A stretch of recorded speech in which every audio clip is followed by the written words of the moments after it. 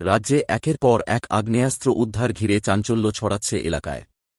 এবার ঘটনাস্থল গড়িয়া। আগ্নেয়াস্ত্র উদ্ধারের ঘটনায় তৃতীয় বর্ষের ছাত্রসহ গ্রেপ্তার 2।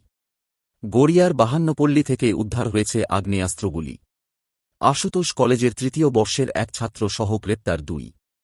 ধৃতদের নাম বিজয় হালদার ওরফে ভূতম, হিরণ্ময় নস্কর ওরফে রানা। এদের কাছ থেকে উদ্ধার হয়েছে একটি ওয়ান শাটার, 2টি 7mm পিস্তল, লাইভ কার্তুজ 30 রাউন্ড, বারুদ 5 কেজি, সুতলির 25টি বান্ডিল। হিরণ্ময়ের বাড়ি থেকে এগুলি উদ্ধার হয়েছে। পুলিশ সূত্রে খবর, বিজয় একজন দাগী আসামি।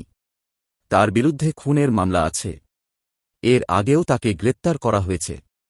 কোথা থেকে এই অস্ত্রগুলি এলো তা খতিয়ে দেখছে পুলিশ। এরা অস্ত্র চোরাচালান কারবারের সাথেও যুক্ত কিনা তা খতিয়ে দেখছে পুলিশ।